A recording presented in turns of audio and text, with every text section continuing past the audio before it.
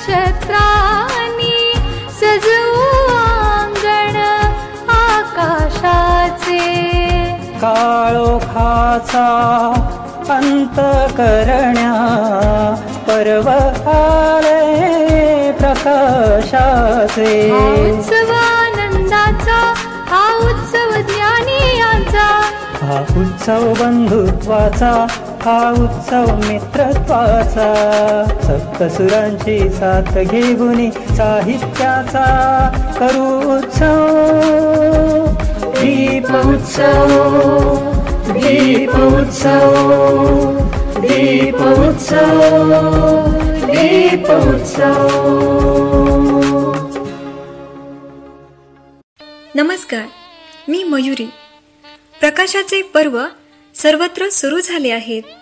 घरात, दारात, मनात, चौकात, गावात आणि संपूर्ण देशातच काय, पण जगात सुद्धा दिवाळीचा आनंद लुटला जातोय, अगदी बेभान होऊन.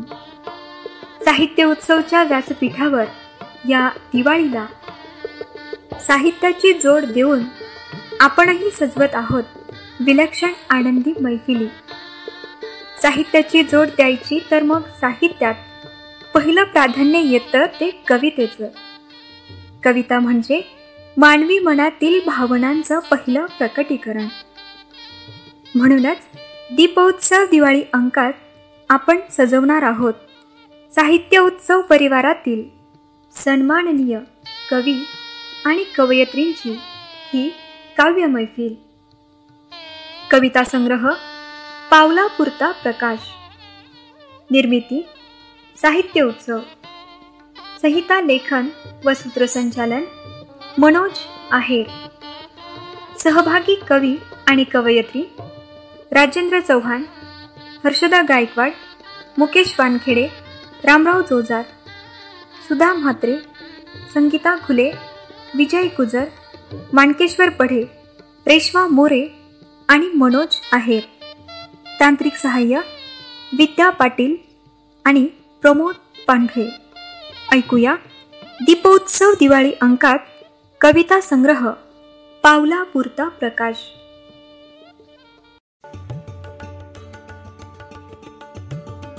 अशी मांडली आरास दिव्यांची, उजळून जाईल आकाश. प्रत्येकाच्या वाट्यास यावा किमान पावला पुरता प्रकाश, पावला पुरता प्रकाश. नमस्कार, मी मनोज आहेर. भारतीयांचा कुठलाही सण असो, उत्सव असो, रीत रिवाज व परंपरा असो, त्यामागे खास भारतीय म्हणून काही विचार असतो, तत्वज्ञान असतं.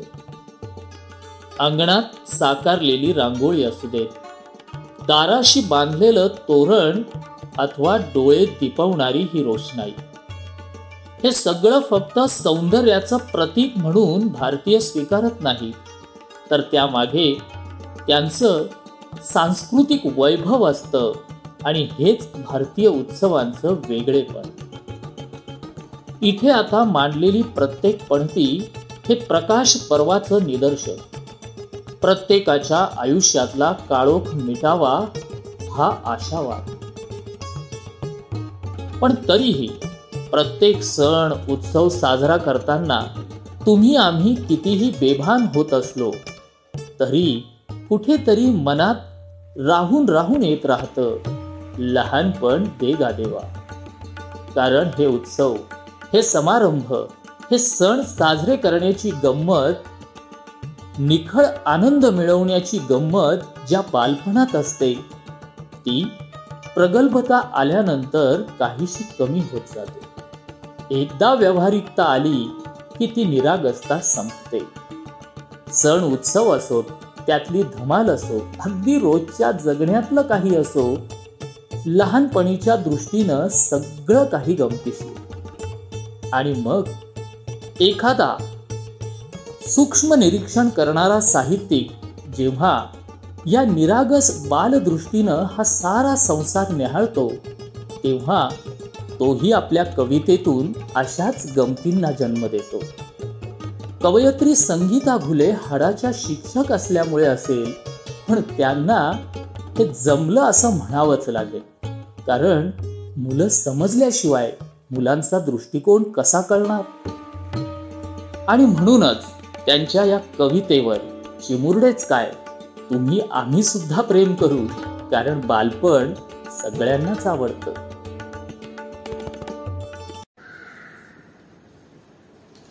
कवितेचे नाव आहे जेवणाची यादी. नकोस देऊ भाजी पोळी, ती मला पचणार नाही. कोशिंबिरी भात भाकरी, ती मला रुचणार नाही. नकोस देऊ भाजी पोळी, ती मला पचणार नाही. कोशिंबिरी भात भाकरी, ती मला रुचणार नाही. जेवणाची एक यादी मी तुला देणार आहे. त्यात लिहिलेल्याप्रमाणे रोज मी खाणार आहे. जेवणाची एक यादी मी तुला देणार आहे. त्यात लिहिलेल्याप्रमाणे रोज मी खाणार आहे. रोज सकाळी दे समोसे अथवा दे इडली कचोरी. दे डब्याला 2 डोसे किंवा दे ग पाणीपुरी. रोज सकाळी दे समोसे अथवा दे इडली कचोरी. दे डब्याला 2 डोसे किंवा दे ग पाणीपुरी. चिवडा चकली केक कॅडबरी संध्याकाळी घरी आल्यावर. मॅगी नूडल्स दे दाबेली अथवा चालेल पिझ्झा बर्गर. चिवडा चकली केक कॅडबरी संध्याकाळी घरी आल्यावर. मॅगी नूडल्स दे दाबेली अथवा चालेल पिझ्झा बर्गर. रात्रीसाठी पावनी भाजी, कधीतरी चालेल वेज पुलाव. रविवारी तर दिवसभर मी खाईन नुसते वडेनी पाव. रात्रीसाठी पावनी भाजी, कधीतरी चालेल वेज पुलाव. रविवारी तर दिवसभर मी खाईन नुसते वडेनी पाव. दुधाऐवजी कॉफी थम्सअप, आईस्क्रीमवरही मारीन ताव. भजी पापड्या आळूच्या वड्या, त्यावरतीही माझेच नाव. दुधाऐवजी कॉफी थम्सअप, आईस्क्रीमवरही मारीन ताव. भजी पापड्या आळूच्या वड्या, त्यावरतीही माझेच नाव. खाणे माझे किती सोपे ग, स्वयंपाकाची नकोच कटकट. ऑफिस मधून येता येता घेऊन ये पार्सलचे पॅकेट. खाणे माझे किती सोपे ग, स्वयंपाकाची नकोच कटकट. ऑफिस मधून येता येता घेऊन ये पार्सलचे पॅकेट. फास्ट फूडचा आहे जमाना, नसेल पौष्टिक परंतु टेस्टी. जरी तुला हे पटले नाही, नकोस होऊ दुःखी कष्टी. फास्ट फूडचा आहे जमाना, नसेल पौष्टिक परंतु टेस्टी. जरी तुला हे पटले नाही, नकोस होऊ दुःखी कष्टी. नकोस होऊ दुःखी कष्टी. खरं तर दिवा हे एक प्रतीक आहे, आयुष्य प्रकाशमान करणार. पण हा दिवा प्रत्येक वेळी मातीचा, कागदाचा, धातूचा वा प्लास्टिकचाच असेल असंही नाही. एखाद्या नात्याच्या रूपात एखादी व्यक्ती दिवा बनून आपल्या आयुष्यात येते आणि अंतर्बाह्य जगणंच बदलून टाकते. कुरुक्षेत्राच्या रणात हताश झालेल्या पार्थाला भगवान श्रीकृष्ण भेटला, तो जणू एका दिव्याच्या रूपात. कधी मित्र, कधी गुरु, तर कधी शब्दात न बसणारं सखा नावाचं नातं आयुष्यातला भावनिक ओलावा निर्माण करतं आणि जगणं विलक्षण आनंदानं भरून टाकतं. हर्षदा गायकवाड या कवयित्रीच्या कवितेत हीच भावुकता जाणवते. नात्यातली ओल ती हळुवारपणे उलगडत नेते.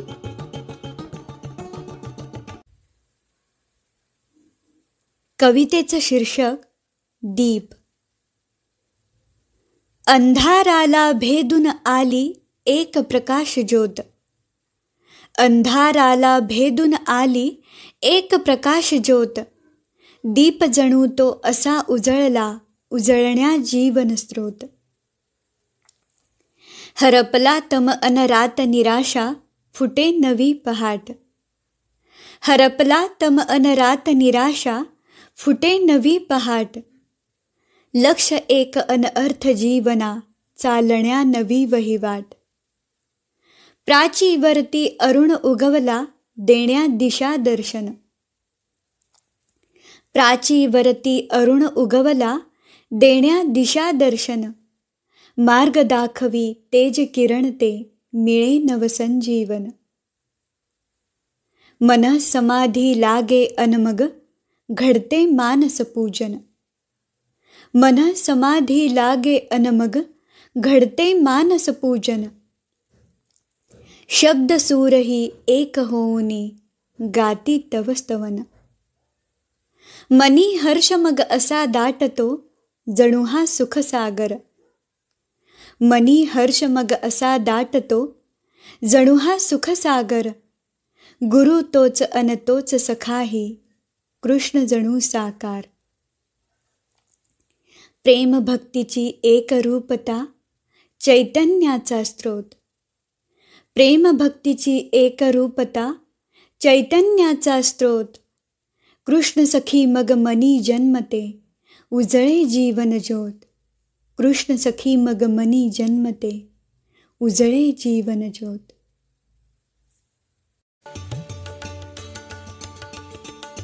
सौंदर्याची अनुभूती देतो तो रंग. मूर्ती, चित्र, नानाविध वस्तू, तुमचे आमचे कपडे, घरातील कितीतरी जिन्सा रंगामुळे आकर्षक बनतात. पण रंग इथेच थांबत नाही. सृष्टीचे कितीतरी पदर तो उलगडतो. निसर्गातल्या कितीतरी अद्भुत गोष्टी रंगामुळे आपल्या पुढे आकर्षकतेनं उभ्या राहतात. मग हे रंग तुमच्या आमच्या आनंदापासून दूर कसे राहतील? अगदी आनंदालाही ते चिकटतातच. दिवाळीसारखा सण साजरा करताना अंगणातली रांगोळी असेल, तोरण, फुलं, पानं आणि इतकंच काय, फटाके सुद्धा रंगीबेरंगी होतात.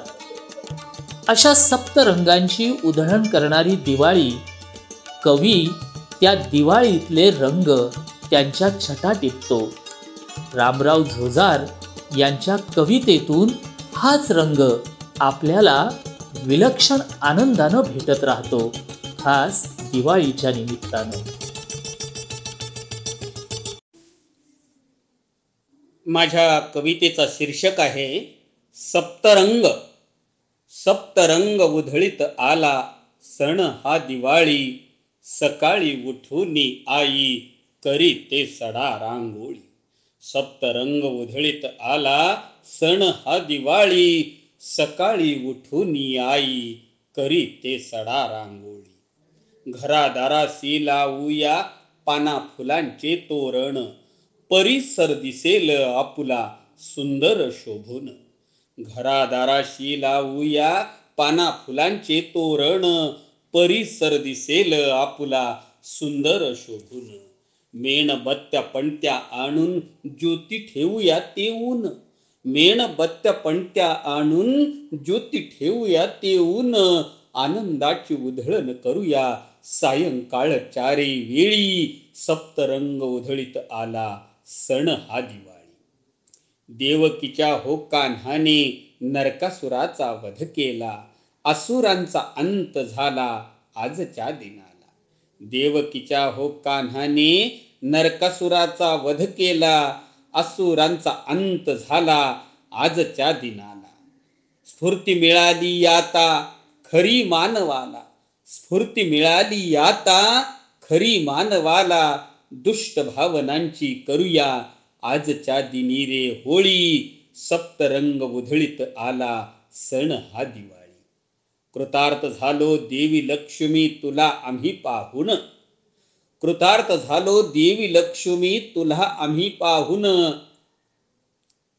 तुझ्या पदांनी पावन झाले आमुचे हे सदन, तुझ्या पदांनी पावन झाले आमुचे हे सदन. सद्भावाने करीतो आम्ही तुझे आज पूजन, सद्भावाने करीतो आम्ही तुझे आज पूजन. कर जोडूनी करीतो आम्ही तुझ्या पदी वंदन, कर जोडूनी करीतो आम्ही तुझ्या पदी वंदन. सदैव राहो आमुच्यावरती नित्य तुझी सावली, सदैव राहो आमुच्यावरती नित्य तुझी सावली. सप्तरंग उधळीत आला सण हा दिवाळी, सप्तरंग उधळीत आला सण हा दिवाळी. यमी बोलवी यमाला भाऊबीजेच्या सणाला, यमी बोलवी यमाला भाऊबीजेच्या सणाला. पंचारती घेऊनी ओवाळीते ती चंद्राला, पंचारती घेऊनी ओवाळीते ती चंद्राला. घरोघरी ओवाळीती बहिणी भावाला, घरोघरी ओवाळीती बहिणी भावाला. ओवाळणी देतो भाऊ प्रेम बहिणीला, ओवाळणी देतो भाऊ प्रेम बहिणीला. मंत्र देते बहीण भावा ये रे दादा संकट काळी, मंत्र देते बहीण भावा ये रे दादा संकट काळी. सप्तरंग उधळीत आला सण हा दिवाळी, सप्तरंग उधळीत आला सण हा दिवाळी. सकाळी उठून आई करीते सडा रांगोळी, सकाळी उठून आई करीते सडा रांगोळी, सकाळी उठून आई करीते सडा रांगोळी.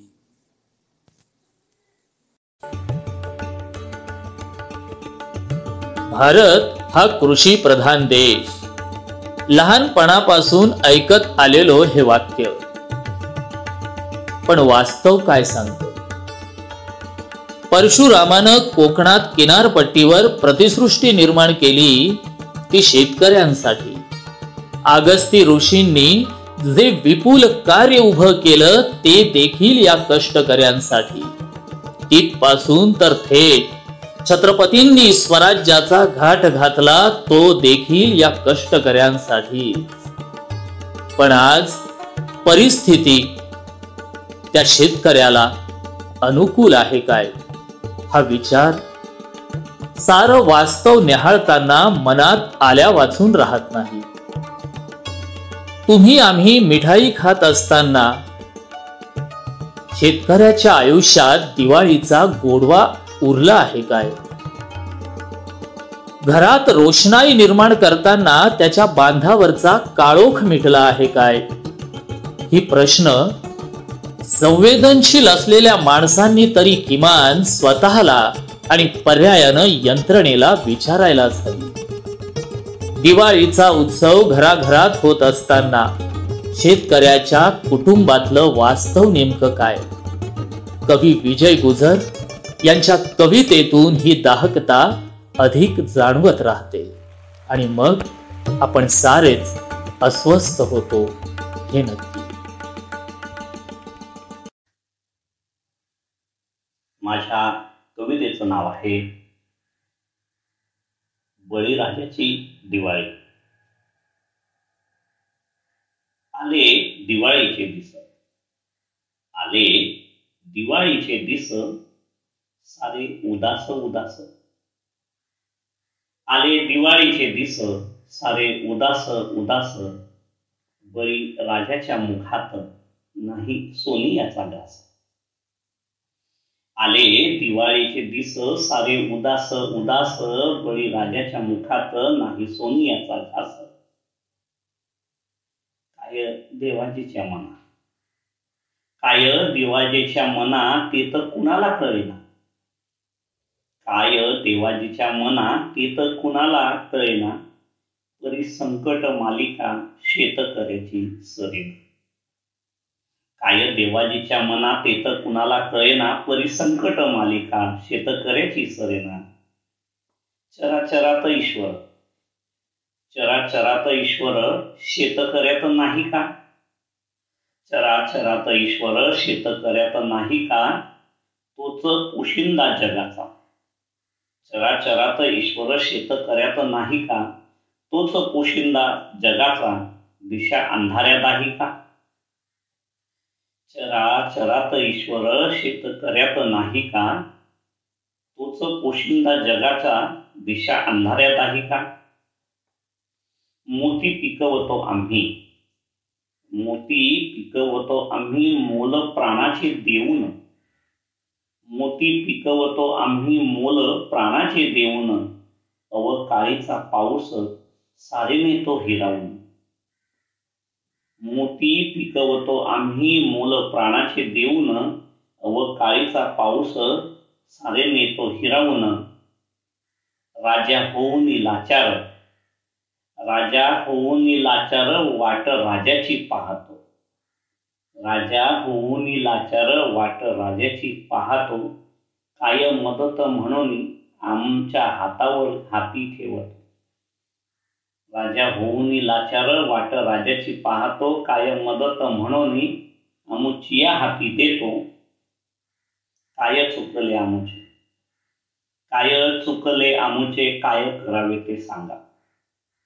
काय चुकले आमुचे काय करावे ते सांगा. कधी कधी फुलतील सुख समृद्धीच्या बागा. कधी कधी फुलतील सुख समृद्धीच्या गावा. अरे देवा पांडुरंगा, अरे देवा पांडुरंगा, अरे कशी आली वेळ. अरे देवा पांडुरंगा, अरे कशी आली वेळ. असा कसा रे बा सांग तुझ्या नियतीचा खेळ. अरे देवा पांडुरंगा, अशी कशी आली वेळ. असा कसा रे बा सांग तुझ्या नियतीचा खेळ. सारे सुखात राहू दे, सारे सुखात राहू दे.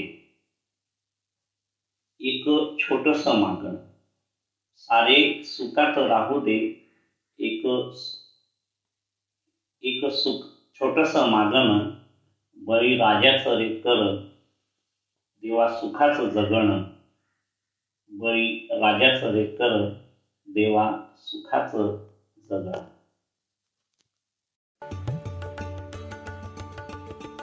शेतकऱ्याच्या आयुष्यातलं हे दाहक वास्तव फक्त कवितेतल्या शब्दांपुरता नाहीच, तुमच्या आमच्या अवतीभोवतीचं ते जळजळीत सत्य आहे. हाताशी आलेलं पीक पावसाच्या पाण्यात वाहून जातं हे आसमानी संकट तर तो नेहमीच भोगतो. पण वाढत जाणारं कर्ज, घसरलेलं बाजार मूल्य हे सुलतानी संकटही त्याचा पिछा सोडत नाही. स्वप्न तर सारेच बघतात, पण फक्त जगण्याचं, कुटुंब पुढे नेण्याचं आणि संसारातल्या बारीक सारीक गोष्टींचं त्यानं बघितलेलं स्वप्न अवकाळी पावसात सर्वांदेखत अक्षरशः वाहून जातं.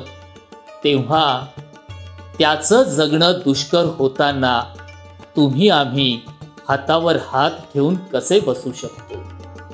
येत्या दिवाळीला या शेतकऱ्याच्या आयुष्यातला हा अन्यायाचा काळोख मिटावा म्हणून एक तरी पणती अगदी मनापासून लावा.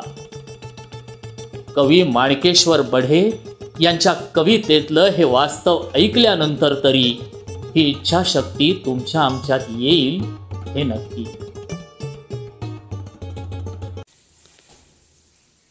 शेतकऱ्याचं स्वप्न साकार होणार का? मेघ गर्जना झाली, धडाधुम वीज कडाडली. मेघ गरजना झाली, धडाधुम वीज कडाळली, माझ्या शेतकरी राजाची कशी धांदल उडाली. गनिमी काव्याच्या युक्तीनं पावसानं केलं पाणी, गनिमी काव्याच्या युक्तीनं पावसानं केलं पाणी, बळी राजाच्या बैलानं धरणीचं काढलं लोणी. खत निंदून पाळीनं पीक आणलं जोमानी, खत निंदून पाळीनं पीक आणलं जोमानी, जोमानी रे आलं पीक म्हणती उपकार देवाचं, जोमानं रे आलं पीक म्हणती उपकार देवाचं, लगीन पोरीचं उरकून ऋण देऊ सावकाराचं. फुलाऱ्यात आलं पीक पावसानं केला घात, फुलाऱ्यात आलं पीक पावसानं केला घात, दैवाच्या या आरवळीनं मस्तकी ठेवला त्याने हात. अपेक्षेप्रमाणे पीक कधी हो येणार, अपेक्षेप्रमाणे पीक कधी हो येणार, माझ्या शेतकरी राजाचं स्वप्न साकार होणार, माझ्या शेतकरी राजाचं स्वप्न साकार होणार. धन्यवाद. मानवी आयुष्य म्हणजे एक गुंतागुंतीचं रसायन, अनेक छटा आणि रंगांनी सजलेलं, अनेकांनी नानाविध उपाध्या त्याला बहाल केलेल्या. कुणी त्याला खळाळता झरा म्हणतं, कुणी धीरगंभीर समुद्र, तर कुणी उत्तुंग हिमालय. काही असलं तरी हे आयुष्य, हे जगणं समृद्ध होतं ते एखाद्या नात्यामुळं. काही नाती रक्ताची, आपण न ठरवताही आपल्या आयुष्यात येणारी, पण काही नाती आपल्याला अचूकपणं निवडावी लागतात. ते नातं मैत्रीचं, प्रेमाचं आणि त्याही पलीकडे जाऊन असं की ज्याला शब्दशः अडकवताच येत नाही. जगण्यातल्या प्रत्येक वळणावर, टप्प्यावर हे नातं आयुष्य उजळत नेतं. न कळत आपलं बोट धरून काळोखाला चिरत आपल्याला मार्गदर्शन करत राहतं. अपेक्षा इथे नसते. सारं काही निरपेक्ष असूनही हे नातं एका उत्कट भावविश्वाचं दर्शन घडवतं.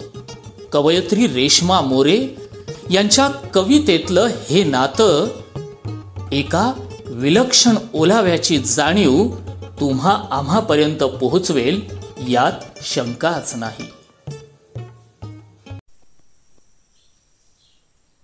कवितेचं शीर्षक असा एक मितवा. आयुष्य हा एक प्रवास आहे जो आपल्याला करावाच लागतो. या प्रवासात अनेक वाटसरू भेटतात. काहींशी आपलं सूत जुळतं तर काही नडतात. या अनोख्या रस्त्यावर अनेक वळणं आहेत. काही वळणांवर वळावं लागतं. पण प्रवासातलं कोणतं वळण कधी घ्यायचं ही योग्य दिशा दाखवणारा असा एक मितवा प्रत्येकासाठी असावा. आयुष्य हा एक अभ्यास आहे जो आपल्याला करावाच लागतो. या अभ्यासात अनेक चांगले वाईट अनुभव येतात. काहींमुळे आपल्याला शिकायला मिळतं तर काही पाडतात. इथे प्रत्येक पाऊल विचारपूर्वक टाकावं लागतं, कारण पावला पावलावर आपलं कर्तव्य आपली वाट पाहत असतं. पण कधी कधी भरकटणाऱ्या या मनाला सत्कर्माची जाणीव करून देणारा असा एक मितवा प्रत्येकासाठी असावा. आयुष्य हा एक ध्यास आहे जो आपल्यापैकी प्रत्येकालाच असतो. इथे अनेक चांगले वाईट प्रसंग घडतात. काहींमुळे आपल्याला आपलं हित कळतं तर काही तोडतात. सुखदुःखाचे असंख्य धागे नकळतपणे आपल्या पुढ्यात येऊन पडतात आणि आयुष्याचं हे वस्त्र आपल्याला विणावं लागतं. पण गुंता झालेल्या धाग्यांना अलगद सोडवून आपलं आयुष्य सावरणारा असा एक मितवा प्रत्येकासाठी असावा. आयुष्य हा एक विश्वास आहे जो आपल्यापैकी प्रत्येकानेच ठेवायला हवा. या विश्वासामुळेच बंध तयार होतात मैत्रीचे, प्रेमाचे. भावभावनांचे पदर उलगडताना रेशमी जाळं तयार होतं. पण मैत्री आणि प्रेम यांची अचूक सांगड घालणारा असा एक मितवा प्रत्येकासाठी असावा, असा एक मितवा प्रत्येकासाठी असावा, प्रत्येकासाठी असावा, प्रत्येकासाठी असावा.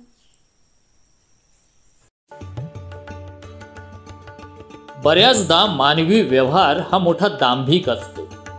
त्याच्या जगण्यात चिक्कार विसंगती भरलेली असते. दिवाळीच्या निमित्तानं खरेदीसाठी मॉल्समध्ये जातो आम्ही. महागडे ब्रँडेड शूज, कपडे, वेगवेगळे मोबाईल फोन, घरातले कितीतरी विद्युत उपकरणं विकत आणतो. ते घेताना कंपनीनं जाहीर केलेल्या किमतीशी तडजोड आम्हीही करत नाही आणि ते तर करणारच नसतात. पण 10 रुपयांची भाजी घेण्यासाठी बाजारात गेलो की तीच भाजी आम्ही पडेल भावानं त्या शेतकऱ्याकडं मागत असतो. कितीही विसंगती. जय किसान म्हणून ज्याच्या नावाचा जयघोष करायचा, बलिराजा म्हणून ज्याला उपाधी बहाल करायची, त्याचे शोषण आम्ही निरंतर करतो. एकीकडं तो आंदोलन करत असताना आम्ही मात्र आमचं रुटीन लाईफ मोठ्या चैनीत जगत असतो. जणू त्याचं जग आणि आमचं जग हे भिन्न झालंय. तो भारत तर आम्ही इंडिया झालोय. पण ही सीमारेषा तुम्हा आम्हाला, एकंदरीत राष्ट्राला आणि समाजालाही परवडणारी नाही. म्हणूनच त्या बळीराजाचं दुःख हे तुमचं आमचं होऊन जातं, कारण त्याच्या दाण्या दाण्यावर तो तुमचं आणि आमचंच नाव लिहितो.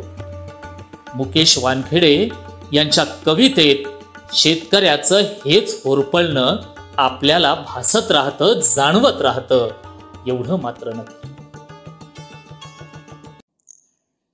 कविता शेतकऱ्यांची मन की बात. निसर्ग रुजतो आहे, शेतकरी फसतो आहे. निसर्ग रुजतो आहे, शेतकरी फसतो आहे.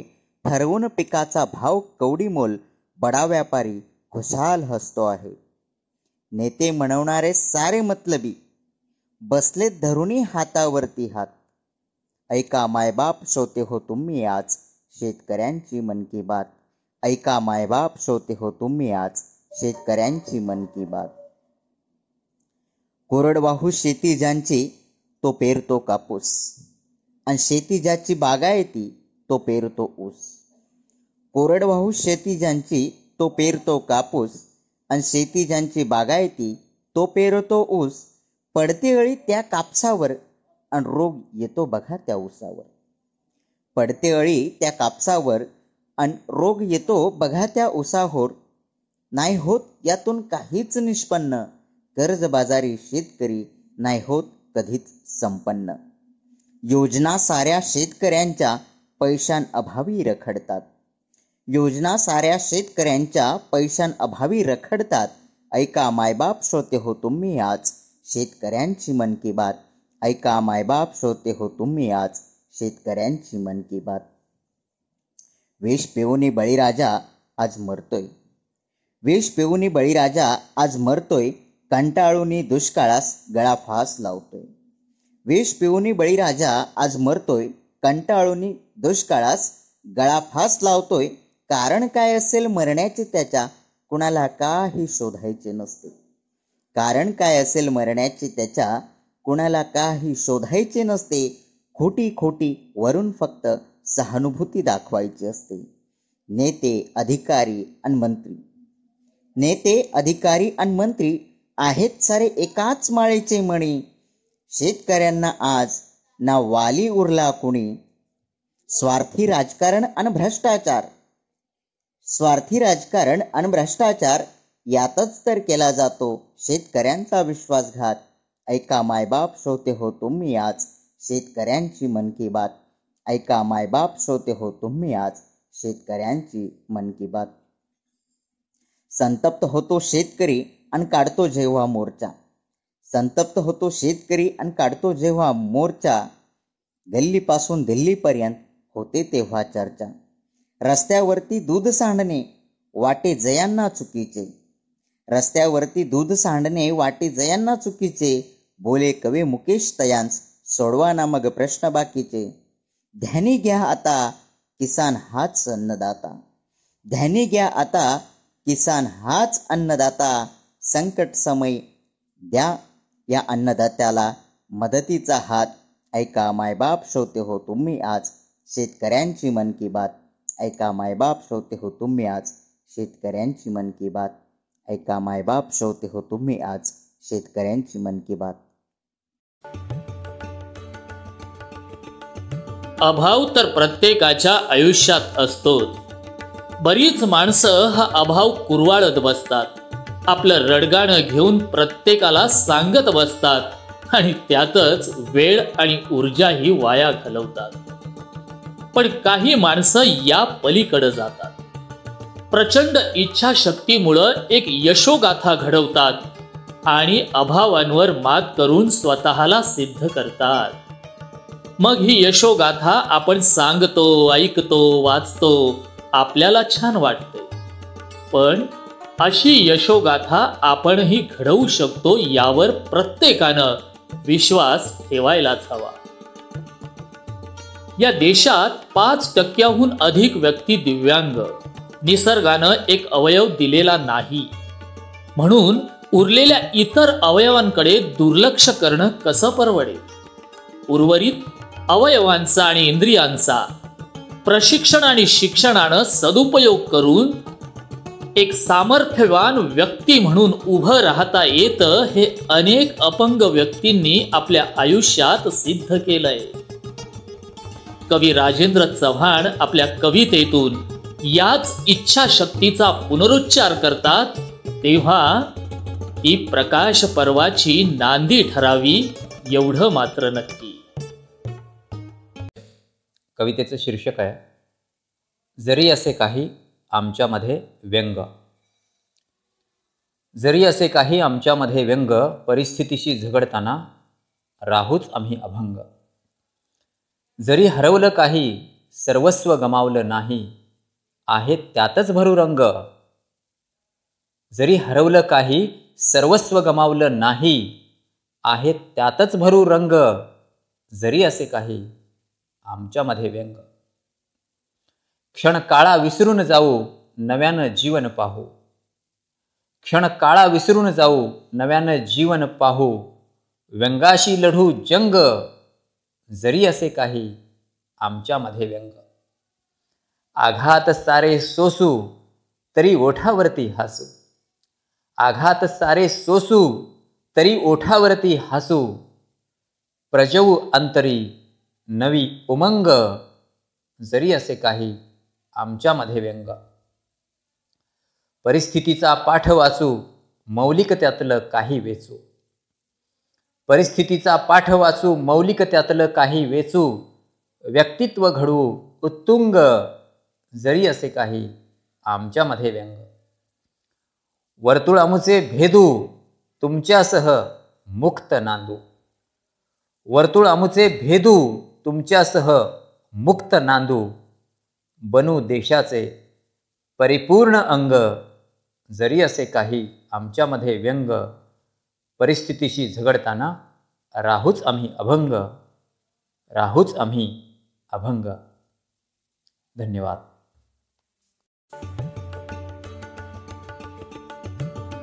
आमची संस्कृती ही आम्हाला वेगवेगळ्या शक्तींची उपासना सुचवते, त्यासाठीचं मार्गदर्शन करते आणि त्यामागची कारण मीमांसाही समजावून सांगते. नुकत्याच झालेल्या नवरात्र उत्सवात आम्ही संपत्ती, ज्ञान, विद्या, सामर्थ्य या शक्तींची उपासना मांडली आणि त्यांची आराधना देखील केली. कशासाठी करतो आम्ही ही आराधना, हा खटाटोप आणि हा प्रपंच? समाजातील, सृष्टीतील, अखिल विश्वातील जे जे म्हणून काही वाईट आहे, मग तो माजलेला भ्रष्टाचार, वाढलेली गुन्हेगारी, होणारा अत्याचार, अन्याय या सगळ्यांविरुद्ध लढण्यासाठी विवेकशुद्ध बुद्धी आणि प्रचंड सामर्थ्य हवं असतं. म्हणून आम्ही शक्तीचा जागर करतो, तिची उपासना करतो. हे तत्वज्ञान जेव्हा आमच्या लक्षात येईल तेव्हाच तर आम्हीही पेटून उठू आणि आई दुर्गेच्या चरणी संकल्प सोडून तिनं दिलेल्या शक्तीचा सदुपयोग करून एक सर्वांना सुखावह जगता येईल असं विश्व निर्माण करू. कवयित्री सुधा म्हात्रे यांच्या कवितेत त्यांनी शक्तीची अतिशय तळमळीनं केलेली आराधना ऐकताना आम्हालाही त्या शक्तीचा संचार झाल्यागत वाटतं हे मात्र नक्की. कवितेचं नाव आहे धावा आदिशक्तीचा. शक्ती द्यावया तेज द्यावया धावून ये ग आई, दुर्जनांचा नाश कराया धावून ये ग आई. शक्ती द्यावया तेज द्यावया धावून ये ग आई, दुर्जनांचा नाश कराया धावून ये ग आई. ये ग महाकाली आई, ये ग महाचंडिके आई, ये ग महाकाली आई, ये ग महाचंडिके आई. बलात्कारी या नराधमांना माझच चढला आई, तुझा अंश ग स्त्री शक्तीचा भरडून जातो आई. बलात्कारी या नराधमांना माझच चढला आई, तुझा अंश ग स्त्री शक्तीचा भरडून जातो आई. दे पेटवून ग या दुष्टांना नरबळी घे ग आई, दे पेटवून ग या दुष्टांना नरबळी घे ग आई. ये ग महाकाली आई, ये ग महाचंडिके आई. भ्रष्टाचाराला ऊत आला जग अधोगतीला जाई, आतंकवादानं या पृथ्वीवर जगणं मुश्किल होई. भ्रष्टाचाराला ऊत आला जग अधोगतीला जाई, आतंकवादानं या पृथ्वीवर जगणं मुश्किल होई. हे भ्रष्टाचारी अन आतंकवादी तू चिरडून टाक ग आई, हे भ्रष्टाचारी अन आतंकवादी तू चिरडून टाक ग आई. ये ग महाकाली आई, ये ग महाचंडिके आई. कुणा दैत्यानं कोरोना अस्त्रानं विश्वरोगमय केले, महामारीने जीवसृष्टीतील चैतन्यच संपविले. कुणा दैत्यानं कोरोना अस्त्रानं विश्वरोगमय केले, महामारीने जीवसृष्टीतील चैतन्यच संपविले. हा दैत्य आणि कोरोना अस्त्र ज्वालामुखीत घे आई, हा दैत्य अन कोरोना अस्त्र ज्वालामुखीत घे आई. ये ग महाकाली आई, ये ग महाचंडिके आई. नमस्कार ग तुला मी करते जीवाच्या आकांतानं, ये बैसोनी सिंहावरती वाऱ्याच्या वेगानं. नमस्कार ग तुला मी करते जीवाच्या आकांतानं, ये बैसोनी सिंहावरती वाऱ्याच्या वेगानं. या जीवसृष्टीला वाचवायला धावत ये ग आई, या जीवसृष्टीला वाचवायला धावत ये ग आई. ये ग महाकाली आई, ये ग महाचंडिके आई. शक्ती द्यावया तेज द्यावया धावून ये ग आई, दुर्जनांचा नाश कराया धावून ये ग आई. ये ग महाकाली आई, ये ग महाचंडिके आई, ये ग महाकाली आई, ये ग महाचंडिके आई, ये ग महाचंडिके आई. सृष्टीचं सृजन करणाऱ्या ब्रह्मानं ऐन साखर झोपेत असताना एक सुंदर शिल्प घडवलं आणि ते शिल्प या सृष्टीतील सृजनाची प्रतिनिधी झाली. आमच्या आयुष्यात असलेली प्रत्येक स्त्री म्हणजेच या शिल्पाचा अंश. जन्म देणारी आई, सोबत करणारी मैत्रीण, संसाराचं चाक बनून साथ देणारी पत्नी आणि प्रचंड मायेचा स्रोत असलेली पोटी जन्मलेली कन्या. हातावर राखी बांधून रक्षणासाठी आळवणी करणारी बहीण, ही सगळी नाती आम्हाला समृद्ध करतात. पण एक पुरुष म्हणून आमच्यातली दांभिकता अशी की आम्ही या स्त्रीचं पूजन करतो, मायाही करतो, पण जेव्हा जेव्हा आमच्यातल्या पुरुषत्वाला अहंकार आणि वासनेचं ग्रहण लागतं तेव्हा काय होतं? खरोखर पुरुष प्रधान संस्कृतीवर जेव्हा समाज उभा राहतो, एकांगी आणि एकेखोर बनतो, तेव्हा स्त्रीच्या स्थानाचं काय? हा प्रश्न उद्भवतोच. आणि तरीही मोठ्या दांभिकतेनं आम्ही महिला दिन साजरे करतो, त्यांच्या मुक्तीसाठीचे गीत गातो. केवढी विसंगती. मी स्वतः लिहिलेली महिला दिनाचं औचित्य साधून माझ्या मनातल्या भावनांचं आणि अनुभवांचं हे शब्दरूप म्हणजे एक कविता, खास आपल्यासाठी. बघा, कदाचित वास्तवाचं दर्शन घडेल सुद्धा. कवितेचं शीर्षक आक्रोश. जन्मापूर्वीच ऐकू येतो तिचा आक्रोश. जन्मापूर्वीच ऐकू येतो तिचा आक्रोश आणि ऐकू येत राहतो अगदी मरेपर्यंत. जन्मापूर्वीच ऐकू येतो तिचा आक्रोश आणि ऐकू येत राहतो अगदी मरेपर्यंत. देव्हाऱ्यातल्या देवीपासून सुरू होतो प्रवास आणि सुरू राहतो उपभोगाची वस्तू बनेपर्यंत. तिच्यातल्या आईपणावर आम्ही लिहितो, बोलतो, गातो कितीदा. तिच्यातल्या आईपणावर आम्ही लिहितो, बोलतो, गातो कितीदा. तिच्यातल्या प्रियसीला चांद तारे दाखवतो कितीदा. तिच्यातल्या बहिणी सोबत बालपण आमचं खेळत राहतं. सखीला सोबत घेऊन तारुण्य हळुवार फुलत जात. ती बायको होऊन आल्यावर घराला घरपणानं सजवत जाते.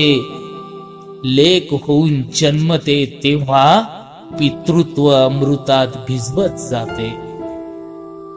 आम्ही सलाम करतो तिच्या कर्तृत्वाचे झेंडे पाहून. आम्ही सलाम करतो तिच्या कर्तृत्वाचे झेंडे पाहून. महिला दिनाला शुभेच्छा देतो 4 शब्द वाहून. पण जेव्हा जेव्हा आमच्यातला पुरुषी अहंकार खडबडून जागा होतो, जेव्हा जेव्हा आमच्यातला पुरुषी अहंकार खडबडून जागा होतो, ऍसिडचा एक थेंब बनून तिचा पाठलाग करत राहतो. ती जळत राहते, किंचाळत जाते क्षणाक्षणाला. ती जळत जाते, किंचाळत राहते क्षणाक्षणाला. आणि आमच्यातला पुरुष भिडत राहतो अक्षरशः तिच्या तनामनाला. शतकानुशतक हे असंच सुरू आहे. शतकानुशतक हे असंच सुरू आहे अगदी न थांबता. आणि आम्ही समानतेच्या गप्पा मारतो न दमता. धिक्कारतो आहे माझ्यातला माणूस माझ्यातल्याच पुरुषाला. अरे धिक्कारतो आहे माझ्यातला माणूस माझ्यातल्याच पुरुषाला. आणि कदाचित धिक्कारत राहील जगाच्या अंतापर्यंत.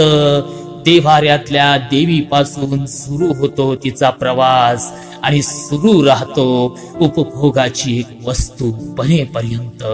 उपभोगाची एक वस्तू बनेपर्यंत.